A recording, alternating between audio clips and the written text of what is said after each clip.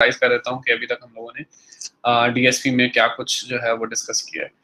तो हमने discrete time signals से स्टार्ट लिया था, उसमें हमारा जो एम्फेसिस था वो डिस्क्रीट टाइम कॉम्प्लेक्स एक्सपोनेंशियल्स पे था। क्यों था? क्योंकि जो डिस्क्रीट टाइम कॉम्प्लेक्स एक्सपोनेंशियल्स हैं दे आर लाइक ब्रिक्स, ठीक है, तो वो ब्रिक्स की तरह हैं, उनके जरिए आप जो है वो बहुत ज़्यादा सिग्नल्स कंस्ट्रक्ट कर सकते हैं। तो और वो जो रिप्रेजेंटेशन है उसको हम क्या कहते हैं, sometime we call it discrete time Fourier series for signals of interest जो पीरियोडिक हों। और फिर some other times we call such descriptions the discrete time Fourier transform। तो आप बहुत सारे इनके एक रेंज ऑफ सिग्नल्स हैं जिनको आप डिस्क्रीट टाइम कॉम्प्लेक्स एक्सपोनेंशियल्स के जरिए रिप्रेजेंट कर सकते हैं। अगर आपका signal of interest x of n जो है वो पीरियोडिक है, तो फिर जब आप उसे कॉम्प्लेक्स एक्सपोनेंशियल्स की फॉर्म में लिखेंगे तो that representation will be called DTFS, discrete time Fourier series. और जब आपका signal of interest x of n जो है वो ए पीरियोडिक है, तो उस केस में जो आपके पास डिस्क्रिप्शन जब आप लिखेंगे एक्स ऑफ एन को in terms of complex exponentials, तो that description is called discrete time Fourier transform. और आगे जाके फिर हम डिस्कस करेंगे कि discrete time Fourier transform is a continuous function of omega जो कि फ्रीक्वेंसी वेरिएबल है, जिसकी वजह से sometime there is a need to discretize it. जब आप फ्रीक्वेंसी डोमेन में सैम्पलिंग करते हैं तो फिर आपके पास DTFT के बजाय आपको DFT मिलती है, but DFT is still something which you cannot directly run on your computers because of its complexity. So you want to make it more efficient and then you end up with FFT। तो ये हमारा राउट होता है। तो anyway, जब हम discrete time complex exponentials discuss कर रहे थे तो उसमें हमारे पास जो मेनली हम चीज़ें देखना चाह रहे थे वो ये कि what are the peculiarities of discrete time complex exponentials। फिर हमने 4 peculiarities डिस्कस की थी कि discrete time complex exponentials के केस में जो फ्रीक्वेंसी ओमेगा है उसके यूनिट्स रेडियंस होते हैं, रेडियंस पर सेकंड नहीं होते। फिर दूसरी चीज़ हमने देखी थी कि discrete time complex exponentials may or may not be periodic depending upon के if they satisfy a particular condition। तो एक कंडीशन हम लोगों ने लिखी थी, अगर वो satisfy हो तो discrete time complex exponentials periodic होंगे, otherwise नहीं होंगे। जबकि continuous time में जो complex exponentials होते हैं they are unconditionally periodic। और फिर तीसरी peculiarity हमारे पास क्या थी, वो ये थी कि जो ओमेगा है, एक तो ये कि उसके यूनिट्स डिफरेंट हैं, रेडियंस में है, उसके अलावा क्या था कि ओमेगा की जो रेंज है वो डिफरेंट है। यानी कि कंटिन्यूअस टाइम के केस में ओमेगा जो है it belongs to set of real numbers, discrete time के केस में it belongs to a finite set, ठीक है। जो ओमेगा की जो यूजफुल या मीनिंगफुल रेंज है वो 0 से 2 पाई है या -पाई टू पाई है। तो जब आप इस रेंज से दाएं बाएं कहीं पे भी जाते हैं तो you get the same behaviour. तो आपके पास यानी कि एक जैसा बिहेवियर आ रहा होता है, तो जिसकी वजह से ओमेगा को आप रेस्ट्रिक्ट कर देते हैं बिटवीन 0 to 2 पाई आर और -पाई टू पाई। और मजीद फिर एक और पिक्यूलरिटी क्या थी, वो ये है कि कंटिन्यूस टाइम के केस में जब आप ओमेगा बढ़ा रहे होते हैं तो जितना बड़ा आपका ओमेगा होगा, ओमेगा इज अ नंबर, ठीक है, तो उतनी ज़्यादा आपके सिग्नल की ऑसिलेशंस होंगी। लेकिन डिस्क्रीट टाइम के केस में जब आप ओमेगा को 0 से पाई तक स्वीप करते हैं तो ऑसिलेशंस बढ़ती हैं, लेकिन जब आप पाई से 2 पाई की तरफ स्वीप करते हैं तो ऑसिलेशंस जो हैं वो कम होती हैं, जिसकी वजह से वो सारी फ्रिक्वेंसीज जो 0 या 2 पाई की विसिनिटी में हो हम उनको लो फ्रिक्वेंसीज कहते हैं, और वो सारी फ्रिक्वेंसीज जो कि पाई की विसिनिटी में हो तो उनको हम हाई फ्रिक्वेंसीज कहते हैं। तो ये आप लोगों के होमवर्क में क्वेश्चन भी है जिसमें हम आप लोगों से कह रहे हैं कि आप लोग जो है हमें for different frequencies of complex exponential और कोसाइन और sine function, I do not remember कि हमने आपको रियल साइनोसाइड्स दिए हैं या कॉम्प्लेक्स एक्सपोनेंशियल्स दिए हैं, लेकिन आपके पास ये एक्सरसाइज है कि आप ये वेरीफाई करें कि जब ओमेगा जो है उसको आप 0 से पाई की तरफ बढ़ाते हैं तो ऑसिलेशंस बढ़ रही हैं, जब पाई से 2 पाई की तरफ जा रहे हैं तो ऑसिलेशंस कम हो रही हैं। इसमें एक और मजीद चीज़ भी है जो टेक्स्ट बुक में वजाहत से नहीं लिखी हुई है, वो ये कि 0 से पाई तक जिस रेट पे या जिस तरह से आपकी ऑसिलेशंस बढ़ रही हैं, तो पाई से 2 पाई उसी तरह से आपकी ऑसिलेशंस कम हो रही हैं। तो there is some kind of a symmetry, यानी कि पाई से थोड़ा पहले या पाई से थोड़ा आगे, यानी कि पाई से आप एक specific frequency omega naught subtract करें या पाई में एक specific frequency omega naught add करें, you will get the same oscillations. तो ये भी एक इंपॉर्टेंट चीज़ है जो आगे जाके आएगी। तो सिग्नल्स के बाद हम लोगों ने सिस्टम्स की तरफ मूव किया था। तो सिस्टम्स में हम लोगों ने 5 जो एसेंशियल प्रॉपर्टीज हैं वो डिस्कस की थी, कॉजेलिटी, लीनियरिटी, टाइम इनवेरियंस और मेमोरी, और उसके अलावा there was stability. And then we move to a special class of systems जिनको हमने LTI सिस्टम्स कहा था, लीनियर टाइम इनवेरिएंट सिस्टम्स। इसलिए क्योंकि उनके जरिए once we have the LTI system, we have so many tools which we can utilize. वो कौन से tools हैं, जिनमें से एक tool जो था वो convolution tool था। For LTI systems, we could do the convolution. Convolution looks difficult to us, लेकिन ये जो आप कह लें कि टूल है या ये जो फ्रीडम है, that's not available for the systems जो कि LTI नहीं है। तो कोई भी सिस्टम जो LTI नहीं है, नॉन लीनियर है या टाइम वेरिंग है, तो वहां पे आप कॉन्वोल्यूशन इस्तेमाल नहीं कर सकते। तो convolution is only for LTI systems. और देन फर्दर फिर हम लोगों ने क्या किया था, we looked upon some specific properties of LTI systems. कौन सी प्रॉपर्टीज थी? वी सॉ के अगर आपके पास एक LTI सिस्टम है, तो हर LTI सिस्टम के साथ जो है वो देयर इज समथिंग एफिलिएटेड जिसको हम इम्पल्स रिस्पॉन्स कहते हैं। What is impulse response? जब भी एक LTI सिस्टम की इनपुट पे आप इम्पल्स अप्लाई करेंगे, या यूं कह लें कि यूनिट सैंपल फंक्शन आप अप्लाई करेंगे, तो what ever you get eight the output, that is your impulse response. और इम्पल्स रिस्पॉन्स की टर्म्स में भी फिर हमने कुछ प्रॉपर्टीज लिखी थी। हमने कहा था कि if our impulse response is absolutely summable, ठीक है, तो उस केस में क्या होगा? उस केस में ये होगा कि आपका जो पर्टिकुलर LTI सिस्टम है इट इज स्टेबल।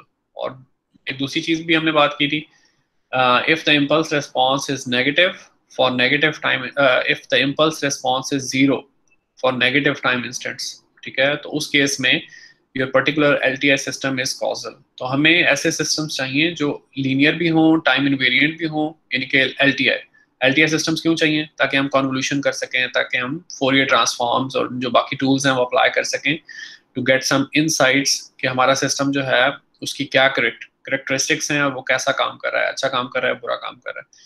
तो आपको LTI सिस्टम चाहिए, और LTI सिस्टम्स में भी हम वो सिस्टम प्रेफर करते हैं जो सिस्टम्स कॉजल हों और जो सिस्टम्स स्टेबल हों।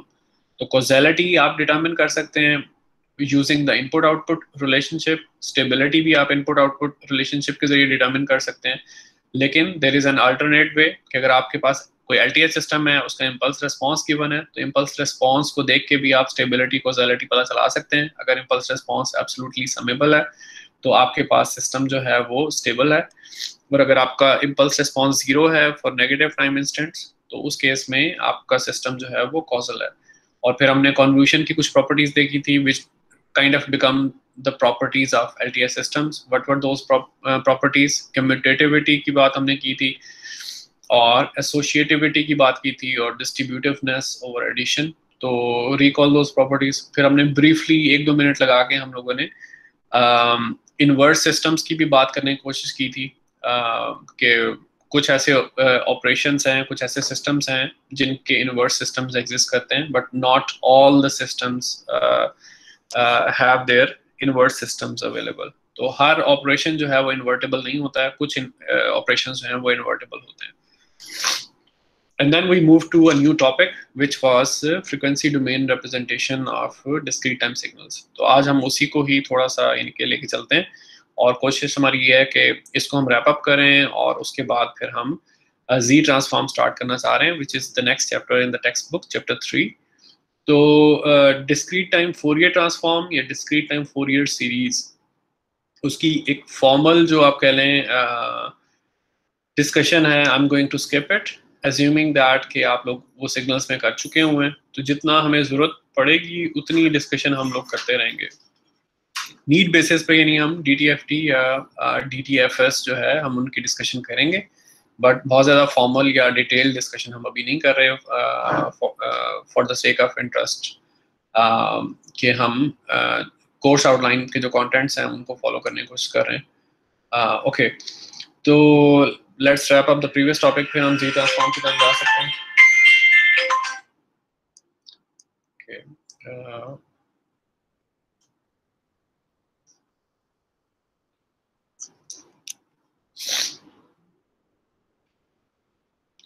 तो टॉपिक हमारे पास है फ्रीक्वेंसी डोमेन representation ओके आज वैसे तो ये टॉपिक हम पिछले लेक्चर में थोड़ा सा डिस्कस कर चुके हैं, तो I want to recap it.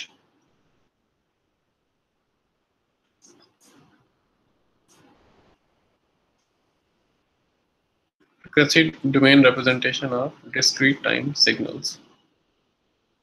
Okay, इसमें बहुत सारी चीज़ें पॉसिबल हैं। तो यानी कि जो फ्रीक्वेंसी डोमेन रिप्रेजेंटेशन है आपकी डिस्क्रीट टाइम सिग्नल की, इट इज़ अ टॉपिक जिसको आप बहुत ज़्यादा डिटेल में डिस्कस कर सकते हैं, लेकिन अभी इसमें भी हम एक बहुत प्रिसाइज एजेंडा के साथ जो है वो डिस्कशन करने जा रहे हैं। तो DTFT या DTFS के बारे में आपको थोड़ा सा लिमिटेड इंट्रोडक्शन जो है वो मिलेगा in the next tutorial session organised by the TA।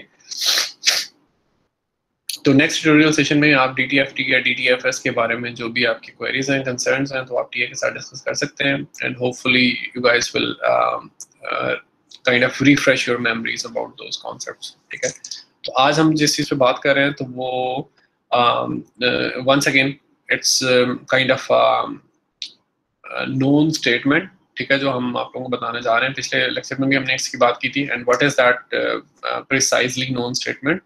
तो स्टेटमेंट ये है कि LTS सिस्टम्स और कॉम्प्लेक्स एक्सपोनेंशियल सिग्नल्स, इनके कौन से सिस्टम्स जो कि LTS हैं और कौन से सिग्नल्स जो कि कॉम्प्लेक्स एक्सपोनेंशियल्स हैं। तो they are kind of cousins, they are related to each other in a special way. And what is that relationship? हम कहते हैं टेक्निकल टर्मिनोलॉजी में हम लोग कहते हैं कि complex exponentials they are the eigen functions of LTS systems.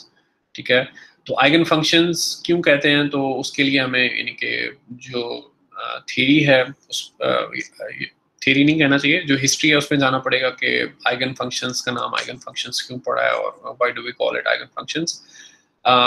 तो will not go in that direction. तो आज हम सिर्फ ये कह रहे हैं कि व्हाट डज इट मीन जब हम कहते हैं कि कॉम्प्लेक्स एक्सपोनेंशियल सिग्नल्स जो हैं they are eigen functions of LTS systems.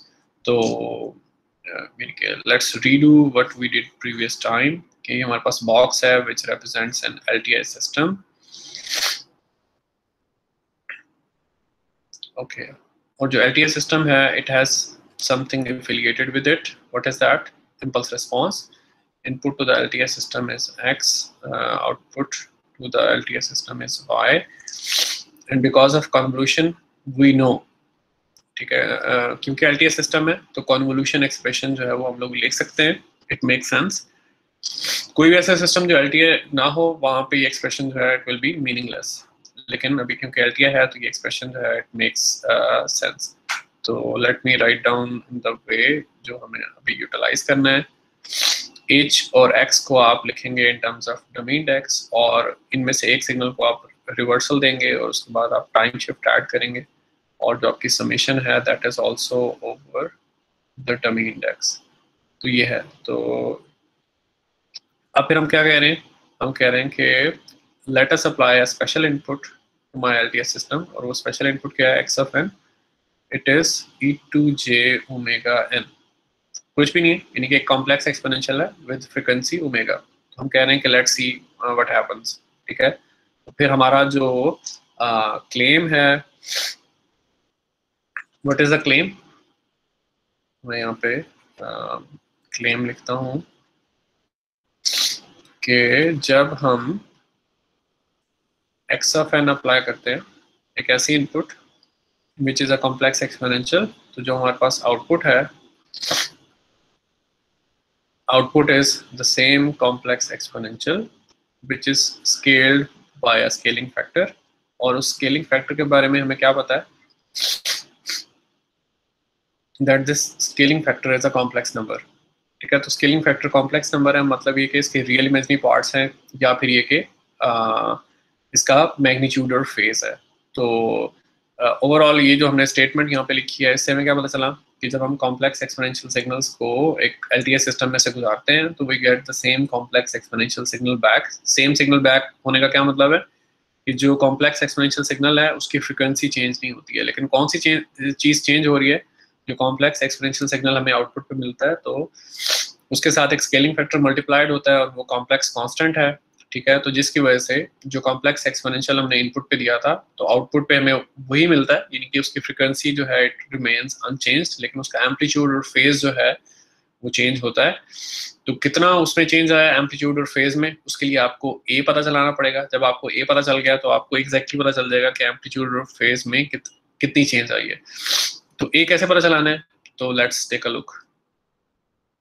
तो ये यहाँ पे थोड़ी सी फिर मैं दोबारा से वजाहत कर दूं कि e to j omega n जो है, this thing is called eigen function of the given LTS system, और a जो है we call it eigen value of eigen value associated with this eigen function. तो वंस अगेन ये सिर्फ naming convention है, we don't have to worry about it, ठीक है। You can either memorise it or you can just always look up your textbook whenever you are in doubt.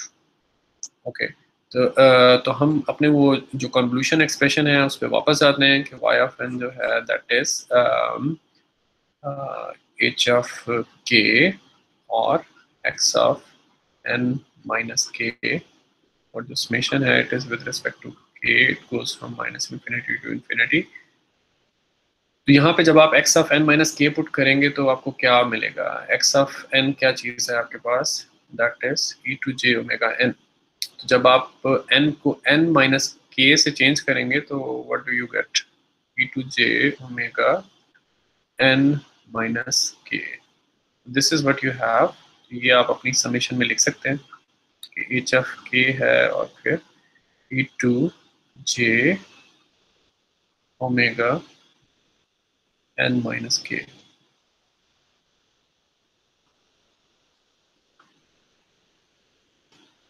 Okay, तो हम इसी को आगे लेके चलेंगे तो फिर eventually what do we get, हमें पता चलता है कि जो दो टर्म्स हमारे पास थी इनपुट में, उनमें से एक टर्म जो है that is not dependent upon the summation, we pull it out. तो बाकी जो टर्म्स हमारे पास रह जाती हैं वो हम लिखते हैं what are those terms, h of k e to minus j omega k। अब ये जो चीज़ है, ठीक है, ये वो चीज़ है जिसको मैं पहले ए कह रहा था। तो this is how we prove ये कॉम्प्लेक्स एक्सपोनेंशियल्स हैं, they are eigen functions of my LTS system. लेकिन वही है कि बाद में once again for the sake of mathematical precision आप ये जो ए है आप इसको रीनेम कर देते हैं। आप कहते हैं कि लेट्स कॉल इट एच। क्यों एच कह रहे हैं, कैपिटल एच, इसकी एक रीज़न है। और फिर इसको मजीद आप थोड़ा सा एलेबोरेट करते हैं कि this H is a function of e to j omega, ठीक है। और व्हाट इज दिस एच, पहले आपने कहा था इट इज आइगन वैल्यू, अब आप कह रहे हैं कि इट इज फ्रीक्वेंसी रिस्पांस। किस चीज़ का फ्रीक्वेंसी रिस्पांस है, माय इम्पल्स रिस्पांस। तो there are different names to it, बाद में हम इसको ट्रांसफर फंक्शन भी कहेंगे। तो इन शॉर्ट यही है कि अब ये जिस भी चीज़ को मैं ए कह रहा हूँ, दिस थिंग, ठीक है, तो ये this is actually the formula for the Fourier transform. ये एक्चुअली DTFT है। किस चीज़ की DTFT है, ऑफ अ स्पेसिफिक सिग्नल। कौन सा सिग्नल है, इम्पल्स रिस्पांस। तो मकसद ये है कि कॉम्प्लेक्स एक्सपोनेंशियल को जब हम एक LTS सिस्टम से गुजारते हैं तो we get the same complex exponential back. उसकी जो स्केलिंग होती है तो स्केलिंग फैक्टर जो है we call that scaling factor the frequency response. और how do we get the frequency response, we simply take the Fourier transform of the impulse response। कौन सी Fourier transform, discrete time Fourier transform, और फिर आपके पास जो है वो frequency response आ जाता है। तो let's go through a couple of examples, ठीक है, और फिर we'll move on to the next thing।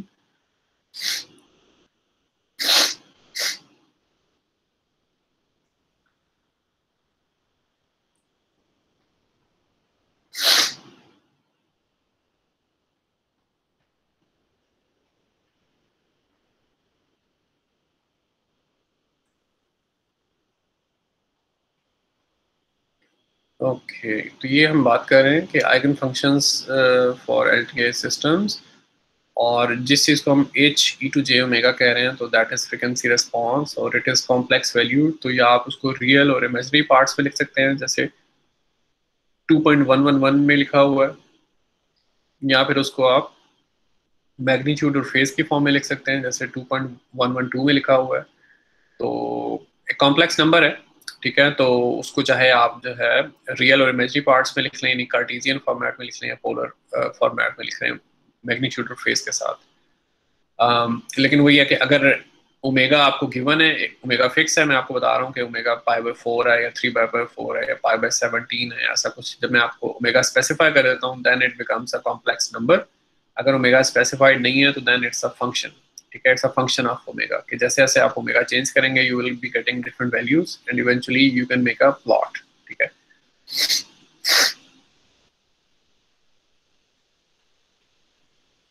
Okay, तो हमारे पास एक सिंपल सी एग्जांपल है, तो maybe we should do it.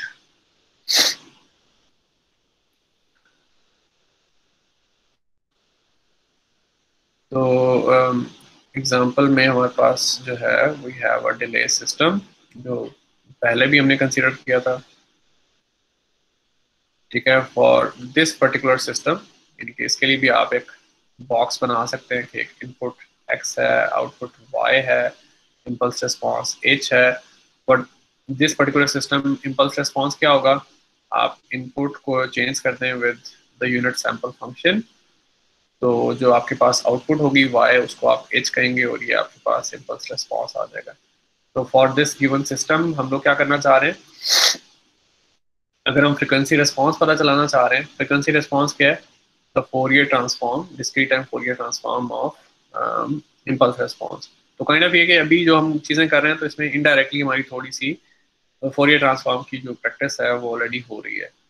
तो how do we compute the Fourier transform, जो भी हमने फॉर्मूला लिखा था DTFT का, एच एफ के है और उसको आप मल्टीप्लाई कर रहे हैं e to minus j omega k के साथ, summation is with respect to k। तो यहाँ पे आप यानी कि एच एफ के का जो एक्सप्रेशन है वो लिख दें। एच एफ के क्या होगा, डेल ऑफ, जहाँ पे n था वहाँ पे आपने k करना था, k minus n t e to minus j omega k. अब यहाँ पे वही आपके पास जो आपके जो मैथमेटिकल टूल्स का जो सेट है वो आप यूटिलाइज करें तो आप आगे मूव ऑन कर सकते हैं। तो यहाँ पे क्या मामला हो रहा है कि with in the summation, summation के अंदर ये मामला हो रहा है कि एक शिफ्टेड इम्पल्स है या शिफ्टेड यूनिट सैंपल फंक्शन है, it is getting multiplied by some other signal.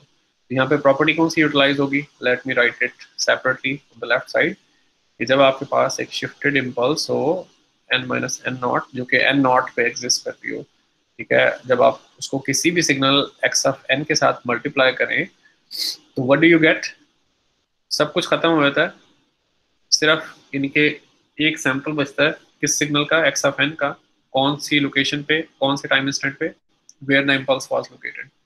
जब आप यूनिट सैंपल फंक्शन को किसी भी फंक्शन के साथ मल्टीप्लाई करते हैं तो दैट फंक्शन, उसके जितने भी बाकी सैंपल्स हैं they all disappear, everything is gone, ठीक है। सिर्फ एक सैंपल बचता है एक्स ऑफ एन का, और कौन सा सैंपल है जहाँ पे unit sample function was located. तो यहाँ पे भी यही मामला हो रहा है कि eventually summation will be gone, क्योंकि सारे सैंपल्स ही जीरो वैल्यूड हैं, सिर्फ एक सैंपल बचेगा और वो कौन से लोकेशन पे होगा, k equal n d e to j omega n D.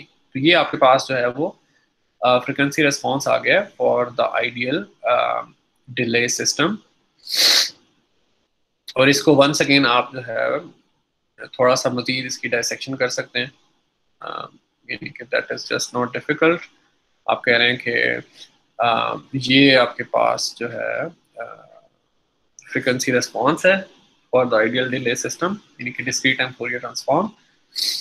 इसको चाहे तो आप रियल और इमेजिनरी पार्ट्स इसके लिख लें, जो कि लिखना इजी है क्योंकि आइलर आइडेंटिटी यूज करेंगे तो किसी भी कॉम्प्लेक्स एक्सपोनेंशियल का जो रियल पार्ट है what is that, it is cosine j, तो खैर नहीं आएगा, ओमेगा एन डी, ठीक है। और इसी तरह से अगर आप इसका जो है वो इमेजिनरी पार्ट लिखना चाहेंगे तो what will be that, it will be sine minus omega n d, ठीक है, और sine is an odd function, तो उसके आर्ग्यूमेंट में माइनस हो तो दैट माइनस कम्स आउटसाइड। तो ये कुछ वो चीज़ें हैं जो मैथमेटिकल प्रॉपर्टीज जो आपको थोड़ी मेमोराइज करनी पड़ती हैं for the sake of derivation. या फिर ये है कि आप जो है इसका मैग्नीट्यूड और फेज लिखना शुरू कर दें। मैग्नीट्यूड और फेज कैसे लिखेंगे? इसका मैग्नीट्यूड क्या है? किसी भी कॉम्प्लेक्स एक्सपोनेंशियल का मैग्नीट्यूड 1 होता है। और फेज क्या है? जो हमारा कॉम्प्लेक्स एक्सपोनेंशियल है, जो हमारा फ्रीक्वेंसी रिस्पॉन्स है। Phase is what ever you have in the power of complex exponential. तो कॉम्प्लेक्स एक्सपोनेंशियल की पावर में कौन सी चीज थी?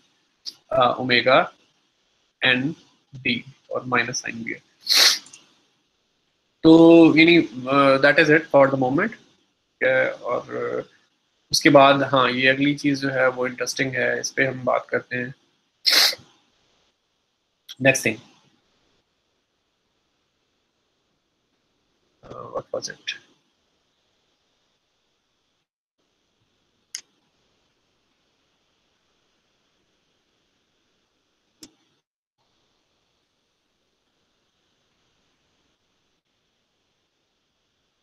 तो इवन दो कि मैं इसको फॉर्मली इंट्रोड्यूस नहीं कर रहा, लेकिन आई अज्यूम कि by now you guys are bit comfortable कि अगर हम चीज़ें डायरेक्टली भी लिख दें।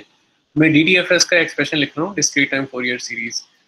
उस डिस्क्रीट टाइम फोरियर सीरीज की प्रॉमिस क्या है कि for a periodic x of n, हम एक्स ऑफ एन को डिकम्पोज कर सकते हैं, या एक्स ऑफ एन को वाइस वर्सा हम एक्स ऑफ एन को कंस्ट्रक्ट कर सकते हैं by means of weighted sum of complex exponentials j omega k n, और जिनके वेट्स क्या हैं? अल्फा केज हैं, और के जो है it goes from minus infinity to plus infinity. या और यहाँ पे ओमेगा के जिस चीज को मैं लिख रहा हूँ तो वो क्या है? That is some fundamental frequency omega not multiplied by k. तो ये बहुत सारी रिप्रेजेंटेशंस ओवर द टाइम आती रहेंगी, तो you need to be vigilant कि आप चीज़ों को डिस्क्रिमिनेट कर सकेंगे। हर एक्सप्रेशन अपने ओन पे इट इज़ यूनिक और it serves a different purpose. यानी हर इक्वेशन जो है उसका एक यूनिक पर्पस है। Not all the equations are same. और फिर ये कि व्हाई इट इज़ इम्पोर्टेंट। ठीक है, तो DDFS की प्रॉमिस ये है कि आप हम कह रहे हैं कि आप किसी भी सिग्नल को ब्रेक डाउन कर सकते हैं किसी भी सिग्नल का इन टर्म्स ऑफ कॉम्प्लेक्स एक्सपोनेंशियल्स। यानी कि या तो कॉम्प्लेक्स एक्सपोनेंशियल्स को ब्रेक्स की तरह समझ लें कि उनको आप उनका वेटेड सम जब आप लेते हैं तो आपके पास कोई भी आर्बिट्रेरी एक्स ऑफ एन आप बना सकते हैं, या वाइस वर्सा कि किसी भी पीरियोडिक एक्स ऑफ एन को आप कॉम्प्लेक्स एक्सपोनेंशियल्स के वेटेड सम में डिकम्पोज कर सकते हैं। तो हम कह रहे हैं कि अगर हमारे पास ये इनपुट हो, ठीक है, और फिर वही चीज़ के हम ये जो पर्टिकुलर एक्स ऑफ एन है वो एक LTI सिस्टम में से गुजार रहे हो, ठीक है, और LTI सिस्टम ने डेफिनेटली आपको आउटपुट देनी है जिसको हम वाई ऑफ एन कह रहे हैं। तो उस वाई ऑफ एन के बारे में आप क्या कह सकते हैं? ठीक है, अगर LTI सिस्टम की इनपुट पे जो एक्स था, हमने कहा कि वो एक्स बहुत सारे कॉम्प्लेक्स एक्सपोनेंशियल से बना हुआ है, ठीक है, तो वाई ऑफ एन के बारे में आप क्या कहेंगे? अभी जो बात हमने की है आइगन फंक्शंस की, ये कॉम्प्लेक्स एक्सपोनेंशियल्स हैं वो आइगन फंक्शंस होते हैं LTI सिस्टम के, उसी चीज को यहाँ पे यूटिलाइज करना है। हम क्या कह रहे थे? हम कह रहे थे किसी भी कॉम्प्लेक्स एक्सपोनेंशियल सिग्नल को पास करें थ्रू LTI सिस्टम तो we get the same thing back, लेकिन उसकी स्केलिंग हो चुकी होती है बाय अ कॉम्प्लेक्स कांस्टेंट। अभी क्या है, पहले हम एक कॉम्प्लेक्स एक्सपोनेंशियल को हम गुजार रहे थे थ्रू LTI सिस्टम, अब हमारे पास बहुत सारे कॉम्प्लेक्स एक्सपोनेंशियल्स हैं। यानी कि ये जो इक्वेशन है इसकी मैं बात कर रहा हूँ, मैं इसको लेबल कर देता हूँ कि ये इक्वेशन 1 है। तो इक्वेशन 1 की बात कर रहे हैं, बहुत सारे कॉम्प्लेक्स एक्सपोनेंशियल गुजार रहे हैं थ्रू द LTI सिस्टम। तो LTI सिस्टम ने क्या करना है, क्योंकि लीनियर है तो लीनियरिटी में एडिटिविटी भी आती है। तो अगर आपके पास एक इनपुट के बजाय बहुत सारे इनपुट्स का सम हो तो हर इनपुट पे इंडिविजुअली जो है वो क्या बिहेवियर होगा जो आइसोलेशन में होता है। मतलब ये कि अगर एक कॉम्प्लेक्स एक्सपोनेंशियल पास कर रहे हैं तो आउटपुट पे you get the same thing back with some scaling. अगर दो कॉम्प्लेक्स एक्सपोनेंशियल्स पास कर रहे हैं, दोनों कॉम्प्लेक्स एक्सपोनेंशियल्स जो हैं वो अपनी फ्रीक्वेंसीज को रिटेन करेंगे, लेकिन हर एक के साथ एक डिफरेंट स्केलिंग फैक्टर मल्टीप्लाई होगा। 3 है तो 3 के साथ भी ये मामला है, और यहाँ पे इनफिनिट कॉम्प्लेक्स एक्सपोनेंशियल्स हैं। तो अब हम यहाँ पे लिखते हैं कि आउटपुट कैसे है कि जो भी इंडिविजुअल कॉम्प्लेक्स एक्सपोनेंशियल था e⁻ omega k n, we get the same thing back, लेकिन हर एक की स्केलिंग जो है वो हो जाती है by what factor? e2j omega k, और जो बाकी उसकी पुरानी स्केलिंग थी वो वैसी की वैसी जो है वो रहती है alpha k, and then you get a summation at the output. तो ये इंपॉर्टेंट यानी कि रिलेशनशिप है,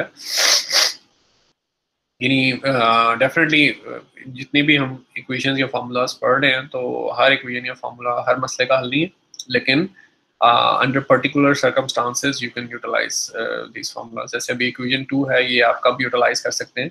इक्वेशन 2 में आप जो है वो जब कभी आपको किसी सिग्नल के लिए DTFS मालूम हो, DTFS मालूम होने का मतलब ये है कि जब आपको अल्फा केस पता हो, यानी कि जो फोरियर सीरीज के जो कॉफिशिएंट्स हैं अगर आपको वो पता हो, ठीक है, और अगर आपको फ्रीक्वेंसी रेस्पॉन्सेज पता हो यानी कि h e2j ओमेगा k, तो you can utilize this particular formula to compute your output, ठीक है।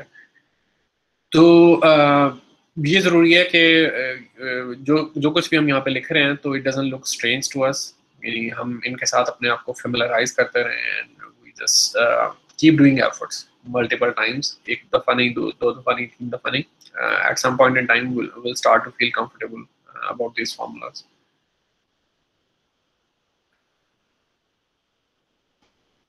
ओके, तो नेक्स्ट एग्जांपल जो है that is also a repeat of the previous example, तो आई एम स्किपिंग इट। आप में से जो इंटरेस्टेड रीडर्स हैं आप इससे गो थ्रू कर सकते हैं। तो इस दफ़ा हम एक कोसाइन सिग्नल जो है वो अप्लाई कर रहे हैं as a input, output compute कर रहे हैं, और फिर हम देख रहे हैं कि जो हमारे पास डिफरेंट इनसाइट्स हैं तो उनके बारे में हम बात कर रहे हैं। लेकिन I am just moving to the next property of the frequency response, तो वो मैं यहाँ पे लिख रहा हूँ। What is that property? Property ये है कि जो फ्रीक्वेंसी रेस्पॉन्स है e2j ओमेगा, हम कह रहे हैं कि that frequency response is periodic with period 2 पाई। ये वैसे तो हमारे लिए इतनी नई बात नहीं है, क्योंकि हम अपने अर्ली लेक्चर्स में देख चुके हुए हैं कि डिस्क्रीट टाइम कॉम्प्लेक्स एक्सपोनेंशियल्स जो हैं उनमें भी ये मामला है कि पहले जो चीज़ हमने देखी थी व्हाट वाज दैट, अभी मैं पहले वाली चीज़ लिख रहा हूँ। हम कह रहे थे कि कोई भी डिस्क्रीट टाइम कॉम्प्लेक्स एक्सपोनेंशियल आप कंसीडर करें e2j ओमेगा n, इसमें जब भी कभी आप ओमेगा को चेंज करेंगे विद ओमेगा प्लस 2 पाई, या in general omega plus 2 pi r, ठीक है, यानी कि 2 पाई का कोई भी इंटीजर मल्टीपल, ठीक है, तो what do you gate? You get the same thing back, ठीक है। तो ये चीज़ हमने देखी थी, यही चीज़ यहाँ पे इस्तेमाल हो रही है, जिसकी वजह से आपके पास जो h e2j ओमेगा है, जो फ्रीक्वेंसी रेस्पॉन्स है, it also turns out to be periodic. अगर इसको देखना है तो वो हम देख सकते हैं। h e2j ओमेगा, उसकी डेफिनेशन क्या है? h e2j ओमेगा यानी फ्रीक्वेंसी रेस्पॉन्स कैसे आता है कि आप जो इम्पल्स रेस्पॉन्स है, what do you do with it? आप क्या करते हैं इसके साथ? You take the DTFT of it, discrete time Fourier transform. तो अब DTFT में अभी थोड़ी देर पहले जो हम टाइम इंडेक्स लिख रहे थे वो k लिख रहे थे, अब हम n लिख रहे हैं, तो कुछ जगहों पे हम इंटरचेंज कर सकते हैं, and it kind of takes some experience to feel good about it. तो you have to be vigilant, यानी हर जगह आप ऐसे यानी कि चेंजेस नहीं कर सकते हैं। जैसे कॉन्वोल्यूशन के एक्सप्रेशन में आपके पास टाइम को रिप्रेजेंट करने के लिए दो इंडिसेस होते हैं, n और k, और वहाँ पे समेशन जो है it always goes with respect to k। लेकिन इस पर्टिकुलर फार्मूला में आप n भी लिख सकते हैं, k भी लिख सकते हैं, तो you should know kind of कि आप क्या कर रहे हैं, और ये जो इक्वेशंस हैं, ये जो एब्स्ट्रैक्ट रिप्रेजेंटेशंस हैं, व्हाट डू दे मीन, ठीक है। तो इसका थोड़ा सा आप कह लें कि बर्डन जो है वो हम पे ही आता है कि हम इनका जो है वो सही यूज़ कर सकें। तो ये अब हमारे पास फ्रीक्वेंसी रेस्पॉन्स का फार्मूला है, ठीक है। इसमें आप यही चीज़ चेक करके देख लें, आप कहें कि लेट मी सी के what happens when I change, जब मैं ओमेगा को ओमेगा प्लस 2 पाई से रिप्लेस करता हूँ। Wherever I have omega, So I replace it with omega plus 2 pi.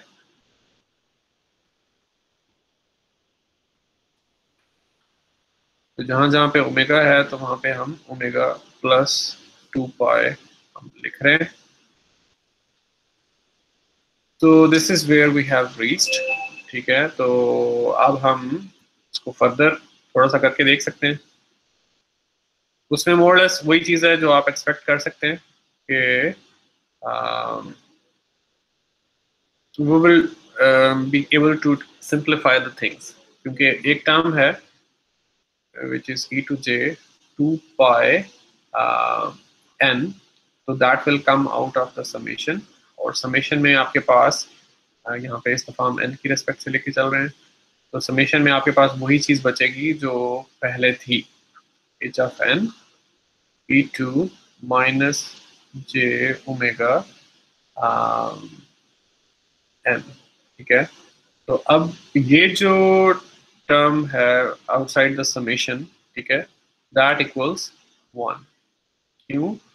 क्योंकि जब भी आप इस तरह की चीज लिखें तो you can expand it using Euler's identity. तो क्या चीज आ रही है आपके पास? कोसाइन 2 पाई n plus j times sign और 2 पाई n. तो कोसाइन 2 पाई के मल्टीपल्स पे क्या होता है?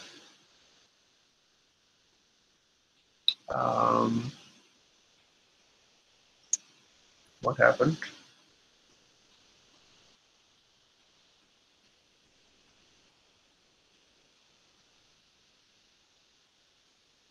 I think my laptop got stuck.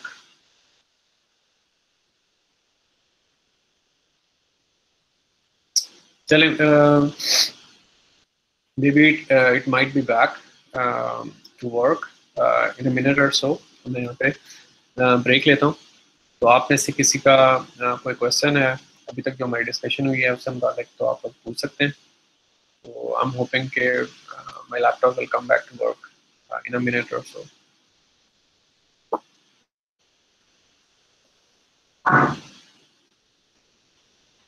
जी, कोई क्वेश्चन है आप लोगों का so far अभी तक जो हमने बात की है?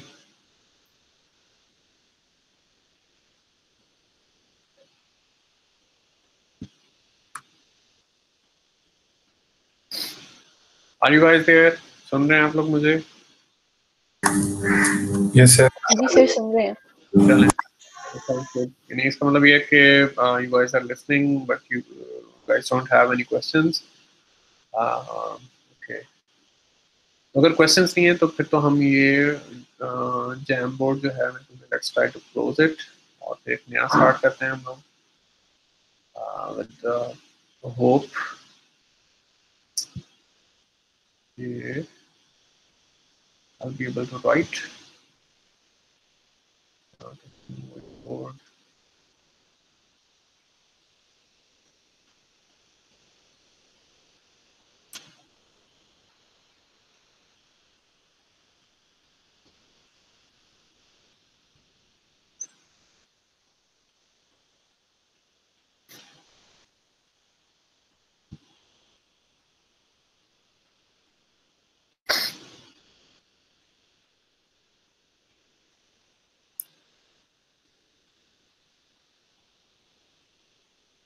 ओके, तो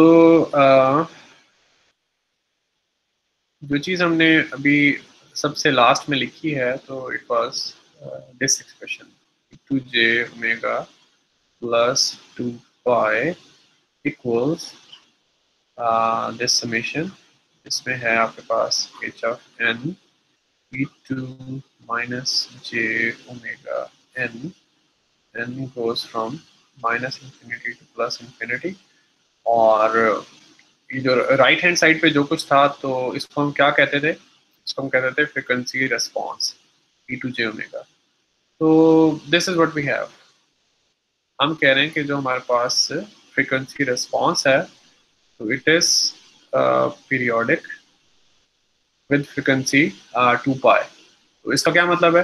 वंस अगेन अगर ये चीज़ हमने प्रूव कर दी है तो तो what to deduce from here, इससे हमने अखज़ क्या करना है वो यही कि इट मेक सेंस और इट इज सफिशिएंट कि अगर आपने कभी h of e to j omega को प्लॉट करना हो तो you can only plot it in a 2 pi range, चाहे आप इसको माइनस पाई से पाई प्लॉट कर दें या 0 से 2 पाई आप प्लॉट कर दें। तो that is it. Once again यानी आप कहेंगे कि जो H of e to j omega है तो इसके लिए भी जो मीनिंगफुल रेंज है वो 0 से 2 पाई की है या फिर माइनस पाई से पाई की रेंज है आपके पास। ओके तो फिर इसको यानी कि हाँ इसकी जनरलाइज नोटेशन आप लिख सकते हैं, यानी कि जनरलाइज नोटेशन इसलिए इम्पोर्टेंट है कि यानी कि वी गेन मोर क्लैरिटी कि इन जनरल आप 2 पाई, तो 2 पाई क्या, क्योंकि 2 पाई का कोई भी मल्टीपल इंटीजर मल्टीपल जो है वो आप लेंगे तो you will get the same thing back. ठीक है, तो जो फ्रीक्वेंसी रिस्पॉन्स है it is periodic with frequency 2 pi. Okay तो नेक्स्ट अब हमारे पास ये कुछ स्केचेस हैं, for some reason I like this sketches. ठीक है तो लेट्स डू दैट। अब हम यहाँ पे लिख रहे हैं what are those sketches about, they are actually frequency responses of ideal filters. Ideal filters के फ्रिक्वेंसी रिस्पॉन्सेज हैं और आइडियल फिल्टर्स हम बना नहीं सकते लेकिन हम सिर्फ मैथमेटिकली डिस्कस कर रहे हैं। तो सबसे पहले हम बनाना चाहेंगे फ्रिक्वेंसी रिस्पॉन्स किस चीज़ का, ideal low pass filter, discrete time में जो फिल्टर्स होते हैं। लेकिन अब फ्रिक्वेंसी रिस्पॉन्स की बात हो रही है तो दैट मीन्स व्हाट, हम प्लॉट कर रहे हैं H e to j omega, frequency response plot कर रहे हैं और हमने बताना है कि ये लो पास फिल्टर है। तो यहाँ सबस्क्रिप्ट में हम LP लिख सकते हैं टू रिमाइंड आवर सेल्फ कि we are talking about low pass filter. तो एक्स एक्सिस पे हमारे पास ओमेगा है which is a continuous variable. ठीक है, ओमेगा कंटिन्यूस वेरिएबल है लेकिन उसकी रेंज कहाँ से कहाँ तक है, मीनिंगफुल रेंज माइनस पाई से पाई तक। तो ये आपके पास जीरो फ्रिक्वेंसी है और ये आपके पास जो फ्रिक्वेंसी है माइनस पाई है और ये आपके पास फ्रिक्वेंसी जो है वो पाई है। जैसे हमने कहा कि डिस्क्रीट टाइम में ओमेगा जो है उसकी जो मीनिंगफुल रेंज है वो माइनस पाई से पाई है या 0 से 2 पाई है।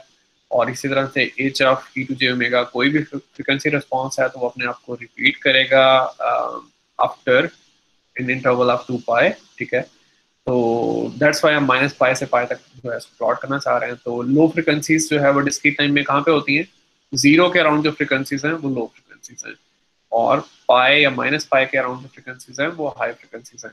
अब लो पास फिल्टर बनाना है तो दैट मीन्स के 0 के अराउंड आप एक फ्रिक्वेंसी लिखेंगे ओमेगा सी, तो ये आपकी कट ऑफ फ्रिक्वेंसी होगी। और अभी लेक्चर के स्टार्ट में मैंने आपको बताया था कि डिस्क्रीट टाइम में जो पेक्यूलरिटीज हैं उनमें से एक पेक्यूलरिटी ये भी है कि आपके पास एक बड़ी स्पेसिफिक किस्म की सिमेट्री है। ठीक है, ये जो पेक्यूलरिटी है तो ये भी ओपन की जो सिग्नल प्रोसेसिंग की बुक देख रहे हैं इसमें इन्होंने उसको वाजे नहीं किया हुआ है लेकिन it's more it is described in a more elaborate way somewhere else. So I will try to recall कि कहाँ पे वो description है, तो we might be sharing that with you guys soon. तो point is के अब ये जो मैंने यहाँ पे बनाया तो यहाँ पे अब जो चीज़ मैं हाईलाइट कर रहा हूँ, मैं कह रहा हूँ कि जो मेरी लो फ्रिक्वेंसीज हैं वो 0 से ओमेगा सी। ओमेगा सी क्या चीज़ है, कट ऑफ फ्रिक्वेंसी। जब भी आपने लो पास फिल्टर बनाना है तो आपको कट ऑफ फ्रिक्वेंसी तो चाहिए, तो हमने कट ऑफ फ्रिक्वेंसी स्पेसिफाई की है और फिर मैं कह रहा हूँ कि 0 और ओमेगा सी के दरमियान जो भी फ्रिक्वेंसीज हैं ये लो फ्रिक्वेंसीज हैं और मैंने कट ऑफ लगा दिया कि इससे जो आगे वाली फ्रिक्वेंसीज हैं वो पास ना हो सके। ठीक है, तो दैट मीन्स के लो पास फिल्टर जो है वो कैसा बनेगा, 0 से ओमेगा सी वाली जो फ्रिक्वेंसीज हैं उसके लिए रिस्पॉन्स 1 है कि हम उनको जाने दें और ओमेगा सी से ऑनवर्ड जो फ्रिक्वेंसीज हैं वहाँ पे रिस्पॉन्स जो है वो 0 है कि हम उनको ब्लॉक कर दें। अब जो सिमेट्री की मैं बात कर रहा था वो ये है कि 0 से ओमेगा सी इस तरफ जो आपकी फ्रिक्वेंसीज हैं तो मोरलेस वही बिहेवियर लेफ्ट साइड पे है, यानी कि जो ओमेगा सी है एग्जैक्टली अगर आप माइनस ओमेगा सी पे देखें तो ये जो फ्रिक्वेंसीज हैं ये सारी भी लो फ्रिक्वेंसीज हैं और दैट मीन्स कि जो आपका लो पास फिल्टर है तो वो इन फ्रिक्वेंसीज को भी अलाउ करेगा और फिर माइनस ओमेगा सी से माइनस पाए की जो फ्रिक्वेंसीज हैं वो उनको ब्लॉक करेगा। तो ये आपके पास लो पास फिल्टर जो है उसका आइडियल लो पास फिल्टर, उसका फ्रिक्वेंसी रिस्पॉन्स है। अब फिर ये चीज़ के अब अगली चीज़ एम्फोसाइज करना चाह रहा हूँ मैं, वो ये कि जो हम बार बार कह रहे हैं कि सिर्फ आपने पाए से माइनस पाए से पाए प्लॉट करना है। तो अगर हम इस रेंज से आगे जाएं तो क्या होगा, यानी कि इधर मैं -2 पाए लिख देता हूँ और यहाँ पे मैं जो है वो 2 पाए को भी देखता हूँ कि 2 पाए पे क्या मामला है, और ये हमारे पास 0 है। तो 0 के आसपास आपने कट ऑफ फ्रिक्वेंसी स्पेसिफाई की है, उसी की एक मिरर इमेज लेफ्ट साइड पे होगा -ओमेगा c। ये जो रेंज है इसमें सारी फ्रिक्वेंसीज आप जाने दे रहे हैं, इस रेंज से आगे की फ्रिक्वेंसी जो है वो ब्लॉक्ड है, ठीक है, सारे के सारी। अब मामला क्या है, हमने कहा था कि जो 0 फ्रिक्वेंसी है जिसको भी मैं पॉइंट कर रहा हूँ यहाँ पे, और जो फ्रिक्वेंसी 2 पाए पे है, तो they are exactly the same, ठीक है। ये रेप्लिका रेप्लिका नहीं कहना चाहिए, it's one and the same thing. तो और इसी तरह से 0 से आप अभी राइट साइड पे 2 पाए फासले पे आपने देखा कि आपके पास एग्जैक्ट सेम फ्रिक्वेंसी है। इसी तरह से 0 से लेफ्ट साइड पे जब आप -2 पाए की फ्रिक्वेंसी को देखेंगे तो it is also one and the same thing. मतलब क्या है कि what ever you had plotted, जो कुछ भी आपने ये -पाए से पाए के दरमियान प्लॉट किया था, तो वही सेम रेप्लिका आ जाएगा, यानी कि 2 पाए से ओमेगा c दाएं और बाएं। यहाँ पे फिर आप ये बनाएंगे जो आपका पास बैंड है, जो फ्रिक्वेंसीज आपने अलाउ करनी है, बाकी आपका स्टॉप बैंड होगा। और इसी तरह से -2 पाए जो है उसमें भी ओमेगा c दाएं और बाएं आप जो है वो पास बैंड बनाएंगे, और फिर बाकी आपका स्टॉप बैंड होगा। तो ये हमने एक्सप्लिसिटली क्यों कंस्ट्रक्ट किया है, ये सिर्फ और सिर्फ इस पॉइंट को इलेबोरेट हम करना चाह रहे थे कि जो फ्रिक्वेंसी रिस्पॉन्स है it is periodic with period 2 पाए। तो जो आपने -पाए से पाए में जो आपने स्केच देखा है एच ऑफ e⁻ ओमेगा का, वही स्केच रिपीट हो रहा है 2 पाए पे भी, -2 पाए पे भी। फिर अगली रेपिटेशन कहाँ पे आएगी, 4 पाए पे आएगी, 6 पाए पे आएगी, 8 पाए पे आएगी, 10 पाए पे आएगी। नेगेटिव साइड पे कहाँ पे आएगी, -4 पाए, -6 पाए, -8 पाए, -10 पाए। तो फ्रीक्वेंसी रिस्पॉन्स इज पीरियोडिक, एक ही चीज बार बार, एक ही वेव फॉर्म बार बार रिपीट हो रही है, तो जिसकी वजह से इट इज सफिशिएंट कि आप जो है वो -पाए से पाए जो है अपना जो भी फ्रीक्वेंसी रिस्पॉन्स है उसको प्लॉट करें। तो नेक्स्ट चीज, अब हम जो है वो आइडियल हाई पास फिल्टर बनाने की कोशिश करते हैं। तो वंस अगेन ये फर्जी जो है वो स्केचेस हैं, सिर्फ और सिर्फ आप कह लें कि ये ब्रेनस्टॉर्मिंग हो रही है, फूड फॉर थॉट। तो जैसे आप लोग चॉकलेट्स कैंडीज खाते हैं, तो ये हम वही वही काम कर रहे हैं।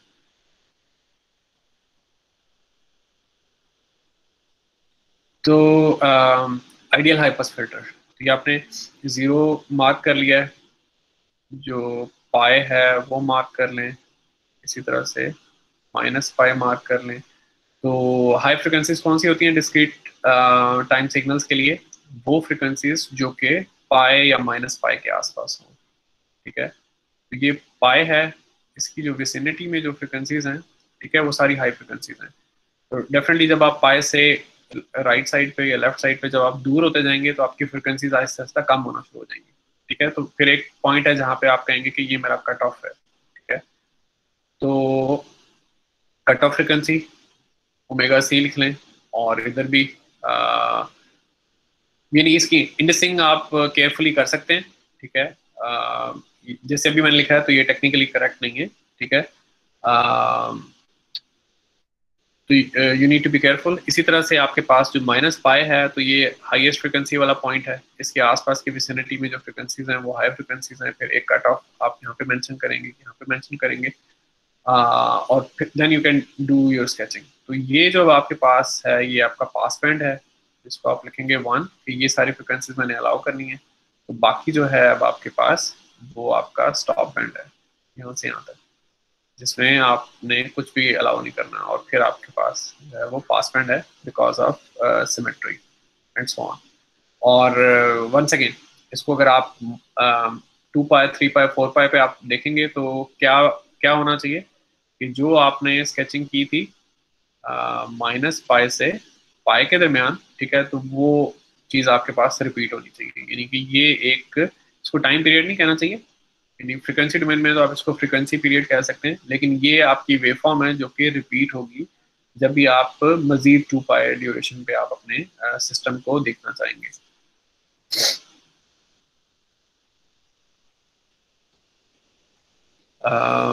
The next sketch, ideal band stop filter.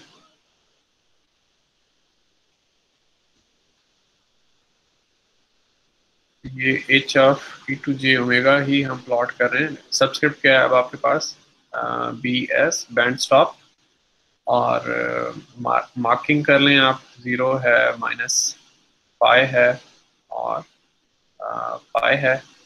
Band stop में आप एक रेंज बताते हैं कि इस रेंज में जो फ्रिक्वेंसीज हैं वो मुझे नहीं चाहिए, ठीक है, तो वो रेंज मैं स्पेसिफाई कर देता हूँ कि ओमेगा ए है और ओमेगा बी है, तो ये वो रेंज है, ठीक है, तो ये वो रेंज है जिसमें जो फ्रिक्वेंसी कंपोनेंट्स हैं वो मुझे ब्लॉक करने हैं, ठीक है, तो यहाँ पे मुझे अपना स्टॉप बैंड बनाना है।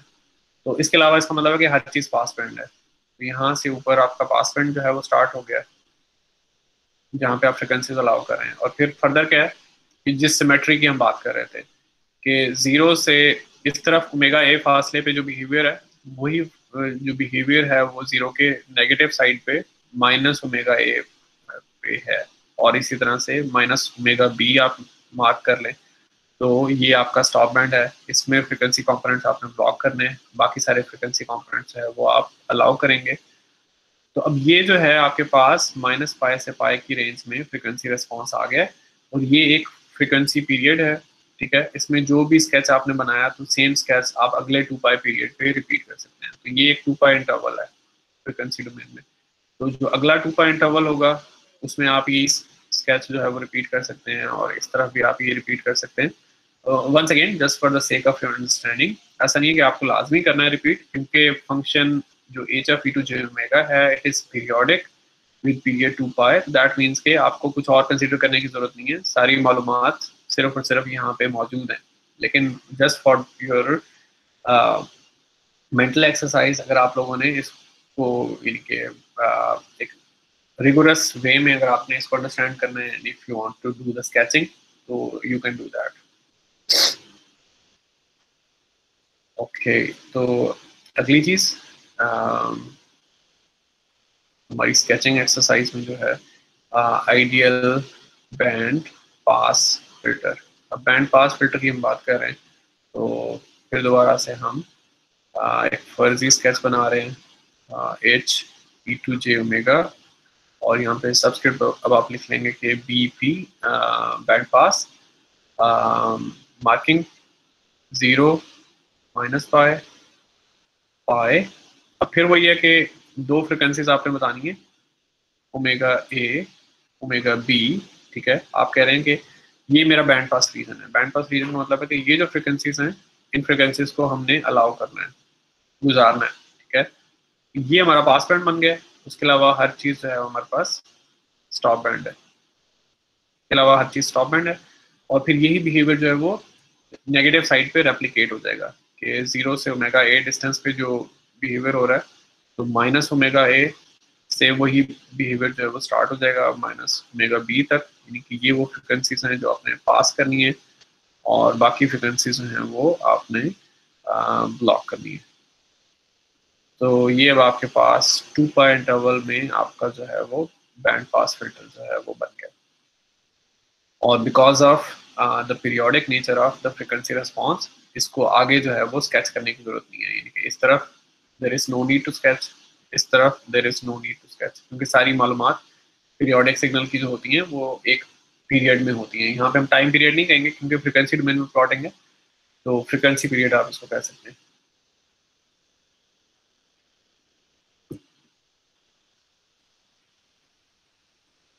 Okay, any questions? कोई क्वेश्चंस हैं तो आप लोग बताएं, I can take pause 1 minute के लिए, अदरवाइज यानी हम लोग मूव ऑन करेंगे टू द नेक्स्ट थिंग।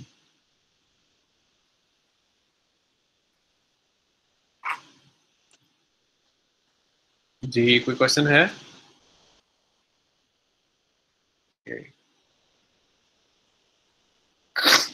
चलिए, जैसे जैसे हम लोग कोर्स में एडवांस कर रहे हैं तो इट इज़ वेरी इंपॉर्टेंट कि आप लोग जो है वो do all kind of efforts to stay on the track. इनके लेक्चर भी आप लोग और सुने, और लेक्चर की रिकॉर्डिंग्स आप घर में दोबारा सुन सकते हैं। टेक्स्ट बुक को देखने की कोशिश करें। कोई ऑनलाइन मटेरियल्स अगर आप लोग प्रेफर करते हैं तो वो आप लोग देखें। टीए से मुझसे आप लोग मिल सकते हैं, ठीक है। तो अदरवाइज यही होगा कि ये जो हमारे पास डेफिनेशंस हैं या फार्मूलाज हैं, थ्योरम्स हैं, प्रॉपर्टीज़ हैं, तो दे विल कीप कमिंग, ठीक है। तो एक्चुअली हम ये कर रहे हैं कि हम आपका जो टूल बॉक्स है तो हम उसको फिल करने की कोशिश कर रहे हैं विद ऑल दीज डिटेल्स। लेकिन अगर आप इनके फोकस नहीं होंगे तो फिर इनके वो रिस्क मौजूद है कि you might and up losing the track, फिर कुछ पता नहीं चल रहा होगा कि व्हाट इज गोइंग ऑन।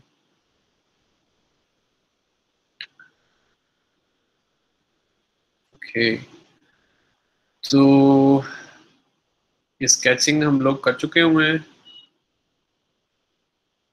फिर फर्दर कुछ एग्जांपल्स हैं कि मूविंग एवरेज सिस्टम है, उसका फ्रिक्वेंसी रेस्पॉन्स, आई एज्यूम की जो फ्रिक्वेंसी रेस्पॉन्स का फार्मूला है वो आप अप्लाई करके कंप्यूट कर सकते हैं।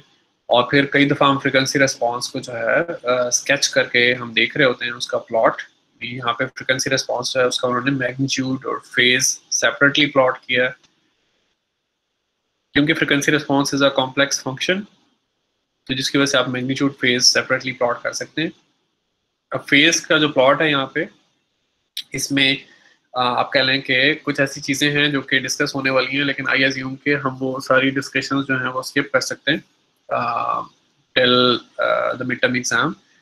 मिड टर्म एग्ज़ाम के बाद होपफुली हम चैप्टर 5 स्टार्ट करेंगे, तो वहाँ पे जो फेज़ है उसके बारे में थोड़ी मज़ीद एलेबोरेट डिस्कशंस आएंगी कि फेज़ जो है वो दो टाइप्स का होता है, रैप फेज़ होता है, अनरैप्ड फेज़ होता है। तो यहाँ पे जो फेज़ अभी प्लॉट आपको नज़र आ रहा है, angle of H e to j omega, तो H of e to j omega का जो एंगल आपको नजर आ रहा है, तो इसको हम फेज प्लॉट कहते हैं या फेज स्पेक्ट्रम कई दफा कहते हैं। तो इसमें ये जो फेज है तो दैट इज रैप्ड फेज के वाई एक्सिस पे आप कह लें कि इसकी जो फ्लक्चुएशंस हैं वो -पाई टू पाई जो है वो बाउंडेड हैं। तो इसके बारे में हम मिड टर्म के बाद में बात करेंगे। तो अभी सिर्फ इसका मैं थोड़ा सा यानी कि आप लोगों को हिंट देना चाह रहा था कि फेज इज ट्रिकी और इसकी कुछ इम्प्लीकेशंस हैं। अभी जितनी भी आपको लाइंस नजर आ रही हैं तो वो स्ट्रेट लाइंस हैं विद नेगेटिव स्लोप। तो इसका भी एक मतलब है, दैट मीन्स के आपका जो भी ये सिस्टम है तो that actually add some delay to your input. तो ये मूविंग एवरेज सिस्टम है जिसके लिए हम ये प्लॉट्स हम देख रहे हैं। मूविंग एवरेज सिस्टम जो है वो आपके इनपुट को कुछ डिले के बाद जो है वो आउटपुट करता है। तो ये जो फेज रेस्पॉन्स में जो आपको स्ट्रेट लाइंस नजर आ रही हैं विद नेगेटिव स्लोप, तो this is what it means. लेकिन वही है, इसकी डिटेल्स बाद में आएंगी। और जो मैग्नीट्यूड रिस्पॉन्स है, जो आपका मूविंग एवरेज सिस्टम है, तो उससे आपको क्या पता चल रहा है? मैग्नीट्यूड रिस्पॉन्स में आप देखें कि जो हाई वैल्यूज हैं, इनके कुछ ऐसी वैल्यूज हैं जहाँ पे आपका मैग्नीट्यूड रिस्पॉन्स जो है वो हाई है। दैट मीन्स के रफली स्पीकिंग जो आपका मूविंग एवरेज सिस्टम है तो it is a low pass filter, ठीक है। लो पास फिल्टर है क्योंकि जीरो के आसपास की जो फ्रिक्वेंसीज हैं ये उनको जाने दे रहा है, और पाए के जो आसपास की फ्रिक्वेंसीज हैं वो रिलेटिवली स्प्रेस हो रही है। तो यू कैन सी के हर सिस्टम ही थोड़ा सा फ्रिक्वेंसी सिलेक्टिव होता है, और मूविंग एवरेज सिस्टम जो है it is turning out to be low pass filter, ठीक है। आइडियल लो पास फिल्टर नहीं है, यानी जैसे आपको चाहिए वो ब्रिक्स की तरह के रेस्पॉन्सेज वैसे नहीं है, लेकिन it still filtering out the high frequencies को ब्लॉक कर रहा है और लो फ्रिक्वेंसीज को जाने दे रहा है। तो ये कुछ इनके इनसाइट्स हैं जो प्लॉट्स को देखने के बाद फौरन आपको पता चल जाती हैं। तो बीइंग इंजीनियर्स ये चीज़ हमारे लिए इंपॉर्टेंट है कि जब हम कोई प्लॉट्स देखें तो हम उसमें से कोई चीज़ डिड्यूस कर सकें, इन्फर कर सकें, और जब हम कोई इक्वेशन वगैरह देखें या एनालिसिस देखें तो उसमें से इनके डिस्पाइट लॉट ऑफ कॉम्प्लेक्सिटी हम कोई मीनिंगफुल जो बात है वो पता चला सकें अबाउट द सिस्टम जिसको हम डिस्कस कर रहे हो या जो भी सिग्नल है जिसकी हम डिस्कशन कर रहे हैं। ओके, तो with this we are done with chapter 2। इनके ऐसा नहीं है कि हमने सारा चैप्टर 2 देख लिया है, लेकिन उसमें जो टॉपिक्स थे विच आई थॉट और इम्पोर्टेंट फॉर डीएसपी क्लास, हमने वो टॉपिक्स हैं उनको गो थ्रू कर लिया। तो अभी रिमेनिंग जो डिस्कशन आपको इस चैप्टर में नजर आ रही है that is about DTFT, discrete time Fourier transform, उसकी प्रॉपर्टीज, फोरियर ट्रांसफॉर्म के जो थ्योरम्स हैं, बाकी चीज़ें। तो ये सब कुछ हम काफ़ी हद तक सिग्नल्स में देख लेते हैं, तो that's why I do not plan to repeat it. इसके बारे में ट्यूटोरियल सेशन जो है that will be done by the TA. कुछ रैंडम सिग्नल्स के बारे में भी बात हो रही है, लेकिन रैंडम सिग्नल्स जो हैं टिपिकली ये जो डिस्कशन है हम कम्युनिकेशन की क्लासेस में हम ज़्यादा करते हैं, तो अभी डीएसपी के स्कोप में ये चीज़ भी नहीं है, जिसकी वजह से हम नेक्स्ट चैप्टर की तरफ मूव कर रहे हैं। Next chapter is about Z transform. Okay, तो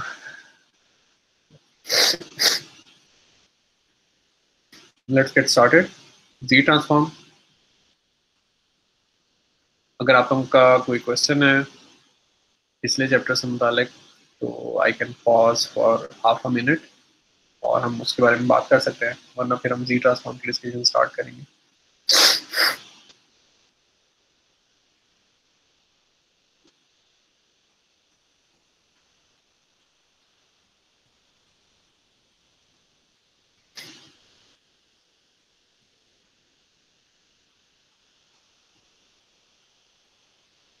Okay, so the next big item on our agenda, Z transform.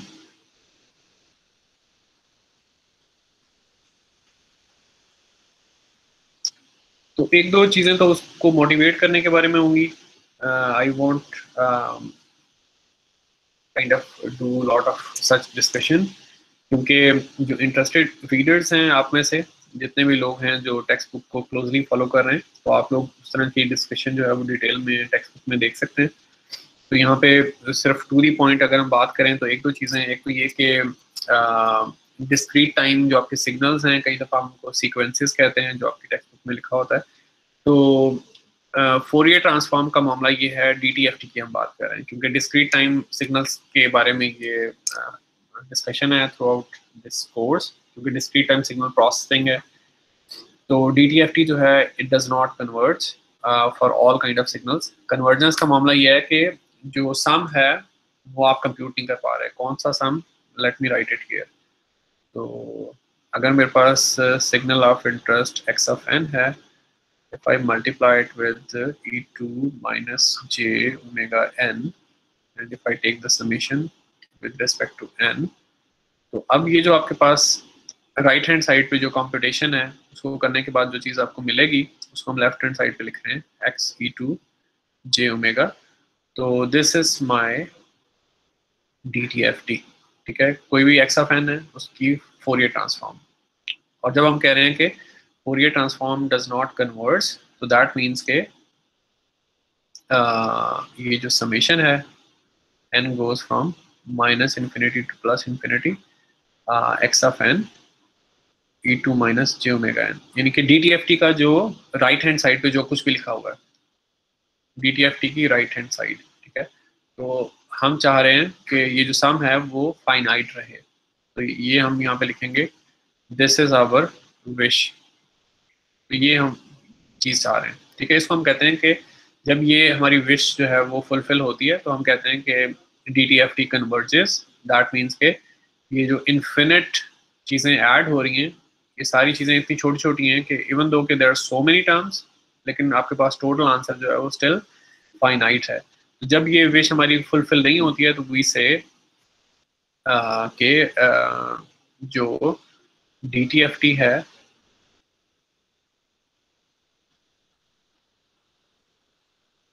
कि it did not converge।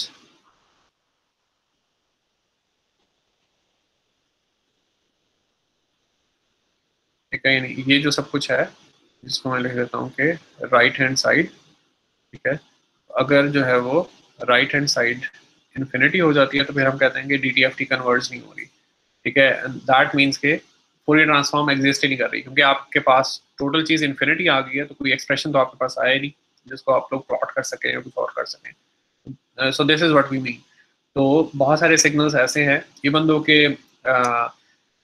हजारों लाखों सिग्नल्स के लिए आप लोग फोरियर ट्रांसफॉर्म कंप्यूट कर सकते हैं, but still there are some specific signals, discrete time signals या सीक्वेंसेस जिनके लिए फोरियर ट्रांसफॉर्म कंप्यूट नहीं हो सकती, जिसको हम कहते हैं Fourier transform does not exist.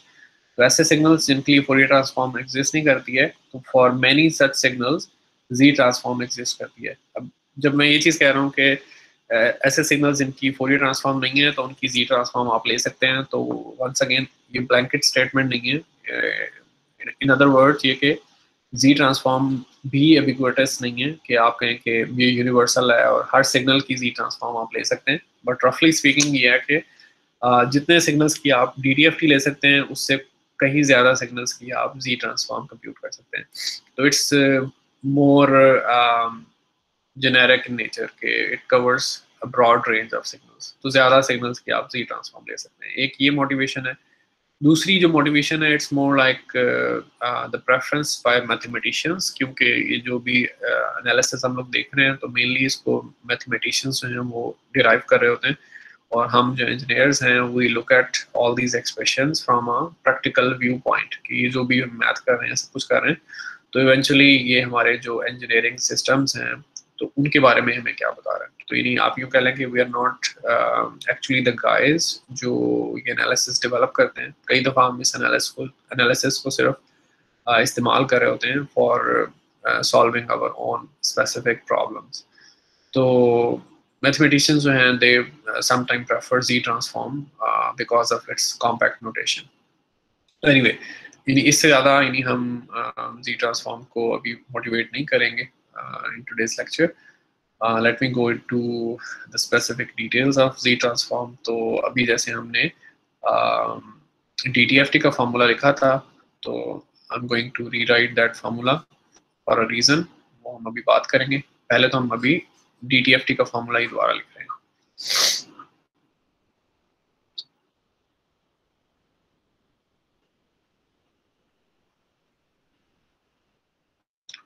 So this is how you compute the DTFT of a discrete time signal.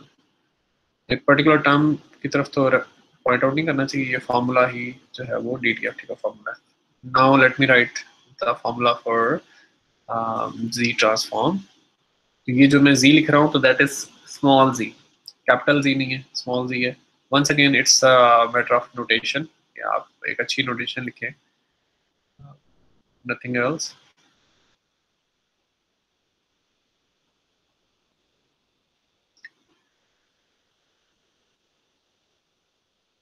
Oh, okay. I think Google Jam is frozen once again. दोबारा से freeze हो गया। So I'm going to close it once again और दोबारा से मैं इसको नया वाइट बोर्ड स्टार्ट करता हूँ।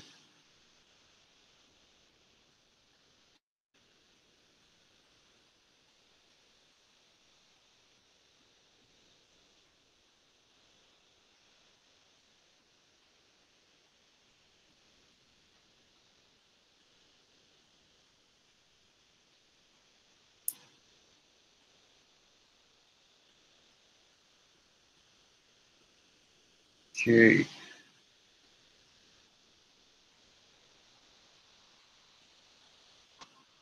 फिर दोबारा से हम फार्मूला लिखते हैं। तो कोई नहीं, यानी कि आप लोगों की प्रैक्टिस हो जाएगी इस चीज़ को बार बार देखने से, even though it's inconvenient. X of n e2 minus j omega n goes from minus infinity to infinity. ये आपके पास फॉर्मूला है for DTFT, and then I'm going to write the formula for Z transform. Z is small.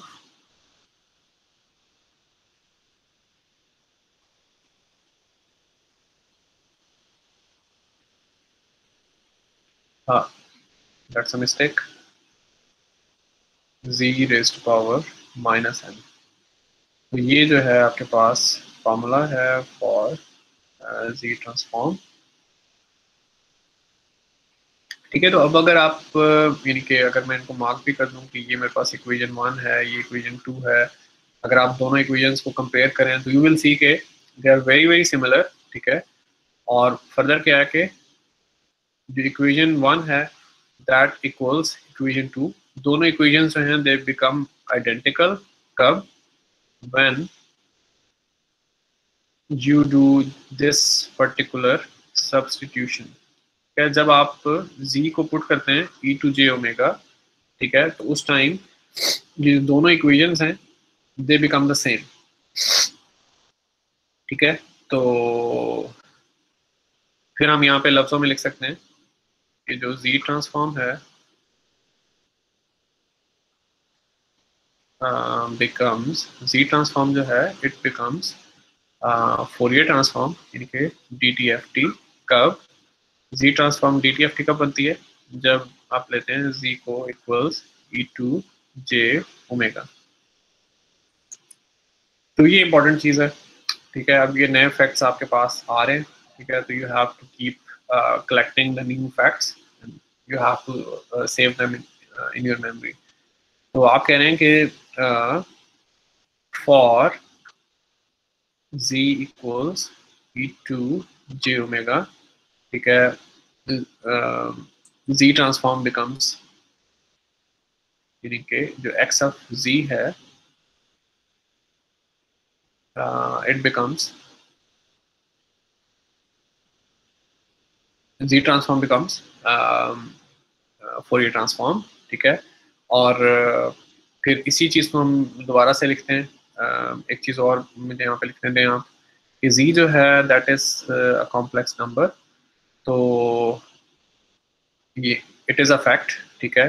तो z is a complex number, तो इसको कई दफ़ा हम complex frequency भी कहते हैं। तो जो x ऑफ z है, तो व्हाट इज इट, आप कहते हैं कि x of z is a function of complex frequency.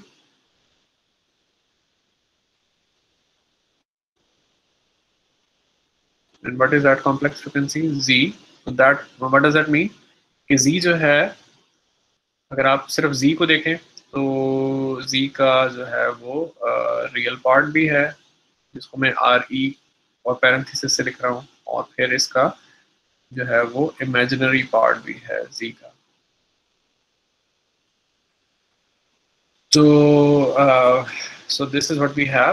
तो जिसकी वजह से इवेंचुअली हम क्या करते हैं कि कई दफ़ा जो भी आपके पास z ट्रांसफॉर्म्स होती हैं उनके कॉरेस्पॉन्डिंग आप कुछ स्केचेस बना रहे होते हैं, और उन स्केचेस में क्या होता है, एक्स एक्सिस पे आप कहते हैं कि I am going to plot the real part of z transform, और वाई एक्सिस पे आप कहते हैं कि I am going to plot the imaginary part of z transform.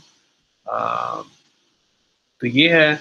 और फिर अगर आपने ये जो पर्टिकुलर चीज़ है जो हमने लिखी हुई थी, अगर मैं आपसे कहूँ कि आप मुझे z equals e to j omega plot करके दें, तो how would you plot it, z equal e to j omega, तो आप कहेंगे कि ये मेरे पास जो है वो पोलर रिप्रेजेंटेशन में है। पोलर रिप्रेजेंटेशन में आप कोई भी कॉम्प्लेक्स नंबर कैसे लिखते हैं, अगर एक कॉम्प्लेक्स नंबर c है, मैं आपसे कह रहा हूँ कि पोलर रिप्रेजेंटेशन में लिखें, तो आप उसका मैग्नीट्यूड लिखेंगे और e टू j, फिर आप उसका फेज लिखेंगे थीटा। ठीक है। और फिर ये जो c है इसको अगर आप प्लॉट करना चाहें तो आप कैसे प्लॉट करेंगे। ठीक है। इसकी प्लॉटिंग इस तरह से होगी कि आप जो ओरिजिन है वो आपका 0 है। ठीक है। ओरिजिन से आप और ये जो एक्स पॉजिटिव एक्स एक्सिस है, तो यहाँ से आप यानी कि एक वेक्टर बनाएंगे, उसका ये जो एंगल है उसको आप थीटा कहते हैं। ठीक है। और फिर ये जो आपके पास लेंथ है उसको आप कहते हैं कि सी magnitude. This is how you do the plotting. तो यहाँ पे अगर मैं e to j omega plot करना चाहूँ तो मुझे क्या करना है, जो ओरिजिन है यहाँ से मैं एक लाइन ड्रॉ करूँगा। ठीक है। और ये पॉजिटिव एक्स एक्सिस है, उसका जो एंगल है हम उसको ओमेगा कहेंगे। और फिर ये कि ये जो भी आपके पास पॉइंट था यहाँ पे, इसका ओरिजिन से जो डिस्टेंस है, how much is that distance, यहाँ पे कोई मैग्नीट्यूड नहीं है तो मैग्नीट्यूड इज 1, तो ये मैग्नीट्यूड जो है दैट इज 1। ठीक है। तो ये एक चीज़ है। और फिर मैं अगर आपसे कहूँ कि अगर मुझे इस ओमेगा को चेंज करना है, यानी कि ये जो एंगल है, if I keep changing that angle, ठीक है, तो एंगल को चेंज करने का क्या मतलब है कि ये जो वेक्टर है, तो आप इस वेक्टर को मूव कर रहे हैं। ये जो वेक्टर है मैं इसको रोटेट किए जा रहा हूँ। ठीक है, मैं ओमेगा चेंज कर रहा हूँ तो एंगल्स चेंज हो रहे हैं, ठीक है, मैग्नीट्यूड चेंज नहीं हो रहा है, एंड सो ऑन।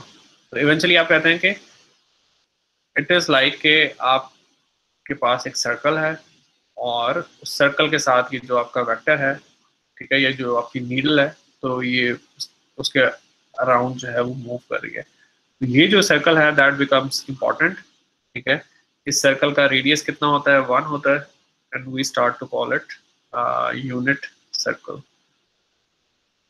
और फिर हम जो हमारी जो पुरानी स्टेटमेंट है, हम उसको रीडिफाइन करना शुरू कर देते हैं। हम कहते हैं कि अगर आपके पास जो जी ट्रांसफॉर्म है, ठीक है,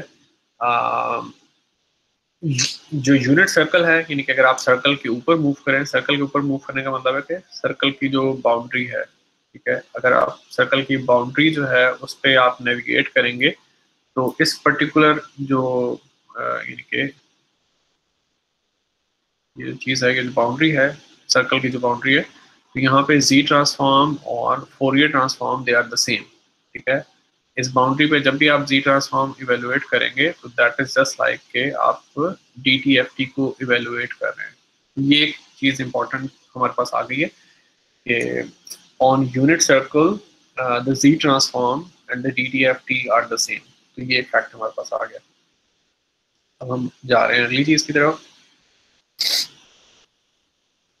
तो नेक्स्ट थिंग, अब हम फिर दोबारा से उस पर आ गए कि कन्वर्जेंस ऑफ एक्स ऑफ जी। तो जो जी ट्रांसफॉर्म है उसका भी कन्वर्जेंस का मसला है। तो वंस अगेन आप एक्स ऑफ जी का जो है वो एक्सप्रेशन लिखें, यानी कि जी ट्रांसफॉर्म की definition x of n multiplied by z to minus n, n goes from minus infinity to plus infinity. तो ये आपके पास जी ट्रांसफॉर्म की डेफिनेशन है। और जिस भी चीज़ यानी दो सिग्नल्स या सीक्वेंसेस मल्टीप्लाई हो रहे हैं और उनके इंडिविजुअल सैंपल्स ऐड हो रहे हैं, इन जनरल इनके किसी भी सीक्वेंस की कन्वर्जेंस जो है उसका क्या मतलब है, हम यहाँ पे लिख लेते हैं कि sequence s of n converges, ठीक है, इफ आप एस ऑफ एन के जो हर इंडिविजुअल सैंपल है उसका मैग्नीट्यूड लें, यानी कि उसके जो नेगेटिव वैल्यूड सैंपल्स हैं वो पॉजिटिव हो जाएंगे, और एब्सोल्यूट वैल्यूज जो हैं सारे सैंपल्स की वो आप ऐड अप करें, ठीक है, और your total answer is less than infinity, तो फिर आप कहेंगे कि माय सीक्वेंस इज कन्वर्जिंग। तो same is the case here. तो जी ट्रांसफॉर्म की कन्वर्जेंस के लिए जो कंडीशन है, व्हाट इज दैट कंडीशन?